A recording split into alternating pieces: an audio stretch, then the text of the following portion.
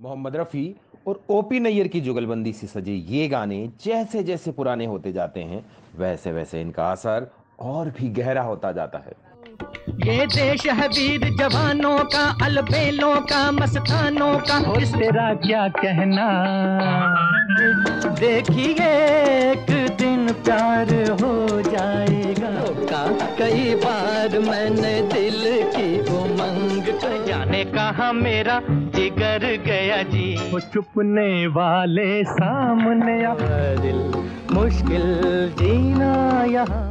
संगीतकार नौशाद ने रफ़ी साहब को मौका दिया, उनकी प्रतिभा को दुनिया के सामने उजागर किया, लेकिन नौशाद साहब के ज्यादातर गाने शास्त्रीय रागों पर बने थे और उनमें रफ़ी साहब का एक पहुंचे हुए गुरु के अनुशासित छात्र वाला रूप सामने आता है। लेकिन जब रफ़ी साहब ओपी नैयर के लिए गाने लगे तो श्रोताओं ने रफ़ी साहब का एक उन्मुक्त और बिंदास रूप देखा। बहुत शुक्रिया, बड़ी मेहरबानी, मांग के साथ तुम्हारा मैंने मांग लिया संसार। ओए कौन परदेसी तेरा दिल ले गया। इस लिहाज से रफ़ी साहब के सामने ओपी नैयर का दर्जा नौशाद साहब के बाद का था। नैयर भी पंजाबी थे, इसलिए दोनों में खूब बनती भी थी। लेकिन एक बार ओपी नैयर ने रफ़ी साहब को न केवल सबके सामने जलील किया बल्कि उन्हें स्टूडियो से भगा भी दिया। फिर ऐसा भी वक्त आया कि ओपी नैयर जैसे सख्त और मुंहफट संगीतकार को अपने बर्ताव पर शर्मिंदा होना पड़ा। यही बताने वाले हैं हम इस खास पेशकश में। तो चलिए शुरू करते हैं गीत और संगीत का ये सुरीला सफर।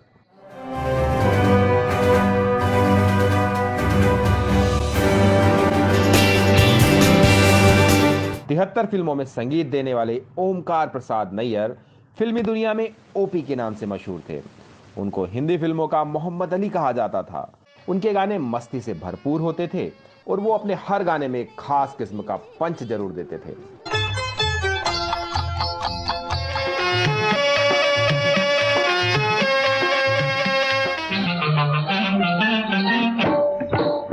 इसलिए उनको कभी रिदम किंग कहा जाता था तो कभी ताल का बादशाह। शर्म से रंग गुलनार हो जाएगा।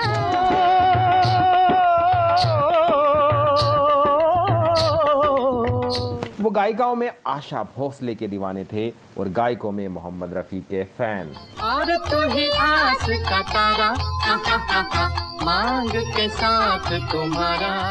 ओपी नैयर और मोहम्मद रफी लगभग हम उम्र थे। दोनों की उम्र में महज 2 साल का ही फासला था। दोनों पंजाब से मुंबई आए थे।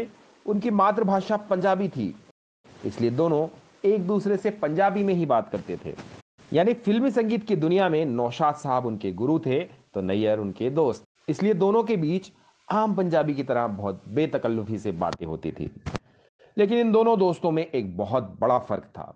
रफी साहब दिल के सच्चे थे, उनमें कोई ईगो नहीं था। वो पैसे के लिए निर्माता और संगीतकारों पर बेवजह दबाव नहीं बनाते थे और महिलाओं से तमीज से पेश आते थे।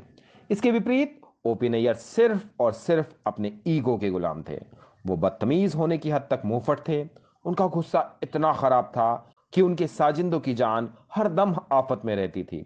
वो अपने काम की सही कीमत जानते थे और लेते भी थे। इसलिए OP Nayyar Hindi film industry के ऐसे पहले संगीतकार थे जिन्होंने पहली बार 1 लाख रुपए की फीस ली थी। इसके अलावा वो औरतों के भी शौकीन थे। शादीशुदा होने के बावजूद ओपी नैयर और आशा भोसले का 14 साल तक प्रेम संबंध चला। मतलब रफी साहब जितने साधु स्वभाव के शख्स थे, ओपी नैयर उतने ही रंगीन मिजाज। लेकिन ओपी नैयर अपने काम में बहुत माहिर थे, इसलिए फिल्म इंडस्ट्री में उनकी गाड़ी खूब आराम से चल रही थी।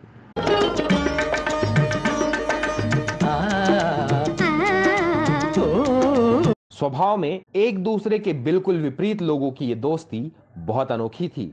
अपने सरल स्वभाव के कारण रफी साहब फिल्म इंडस्ट्री में सबके दोस्त थे। कभी किसी के साथ उनका झगड़ा या मनमुटाव नहीं होता था। लेकिन ओपी नैयर ने रफी साहब का सरेआम अपमान कर दिया और उन्हें बेइज्जत करते हुए स्टूडियो से भी निकाल दिया। पूरी फिल्म इंडस्ट्री के लिए ये बहुत बड़ा हादसा था।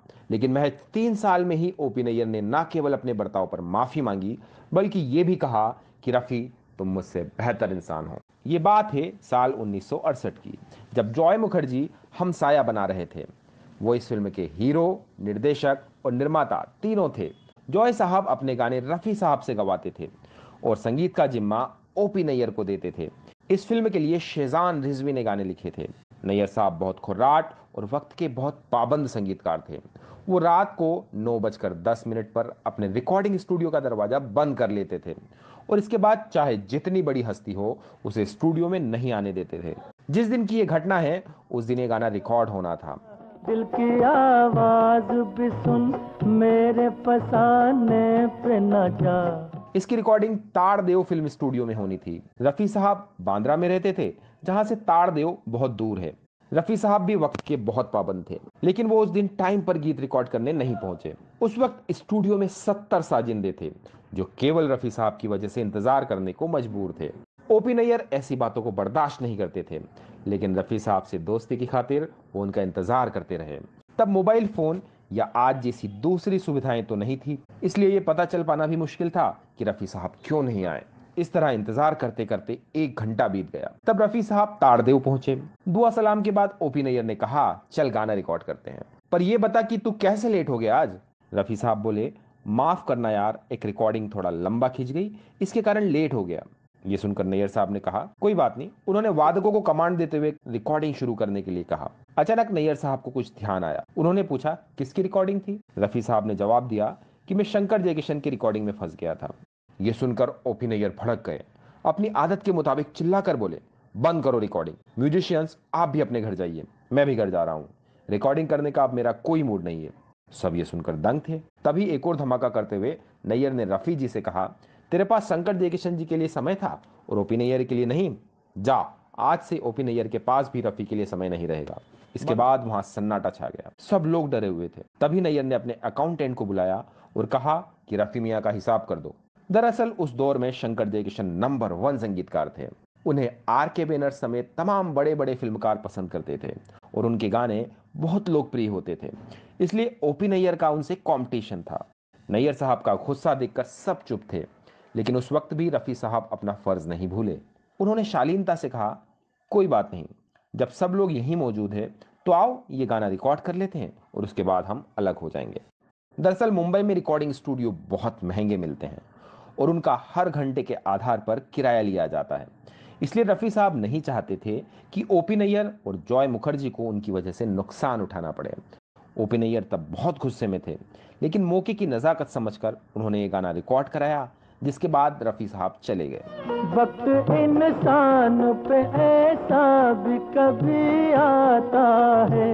रफी साहब और ओपी जी के बीच हुए इस झगड़े और दोनों के जोड़ी की टूटने की खबर तुरंत चारों तरफ फैल गई। रफी साहब के दुश्मनों को बहुत खुशी हुई। कुछ दिनों बाद एक पत्रकार ने रफी साहब को उकसाने की कोशिश करते हुए कहा, नैयर ने बहुत गलत किया है, वो आखिर आपके साथ इतनी बेइज्जती से कैसे पेश आ सकते थे। तो रफी साहब ने बहुत विनम्रतापूर्वक कहा कि इसमें नैयर की कोई गलती नहीं, मैं ही गलत था, नैयर साहब बिल्कुल सही थे। रफी साहब से झगड़ा करना ओपी नैयर की बहुत बड़ी भूल साबित हुई। दरअसल वो पहले भी कई लोगों का इसी तरह अपमान कर चुके थे, लेकिन रफी साहब से इस बदतमीजी के बाद उनका करियर बुरी तरह प्रभावित होने लगा। जो निर्माता रफी साहब से गाना गवाना चाहते थे, उन्होंने ओपी नैयर को काम देना बंद कर दिया। इस दौरान ओपी नैयर ने रफी साहब की जगह मुकेश जी और महेंद्र कपूर जी से गाने गवाए, जिनमें से कुछ बेहद लोकप्रिय हुए। मेरा प्यार वो है कि मर कर भी तुमको यारों की तमन्ना है। ये दिल लेकर नजराना आ गया तेरा दीवाना। इस तरह करीब 4 साल बीत गए। ओपी नैयर और मोहम्मद रफी जैसे दिग्गज एक साथ नहीं आए। इस घटना के बाद भी रफी साहब के मन में ओपी नैयर के लिए जरा भी मेल नहीं आया। करीब 4 साल बाद एक दिन उन्होंने अपने ड्राइवर से कहा कि गाड़ी ओपी के घर लेकर चलो। जब ओपी नैयर ने अचानक अपने घर रफी साहब को देखा तो वो भी हैरान रह गए। उन्होंने रफी साहब का स्वागत करते हुए कहा कि रफी, आज मेरे घर आकर तुमने ये साबित कर दिया है कि तुम मुझसे कई बेहतर इंसान हो। तुमने अपने ईगो पर काबू करना सीख लिया है, जो मैं नहीं कर सका। रफी साहब की महानता का एक ऐसा वाकया है जिसे सुनकर लगता है कि ऊपर वाले ने मोहम्मद रफी को सिर्फ एक सुरीला गला देकर ही धरती पर नहीं भेजा था, बल्कि एक साफ नियत और संवेदनशील दिल भी दिया था। इस वीडियो में इतना ही दोस्तों, आपका बहुत बहुत धन्यवाद।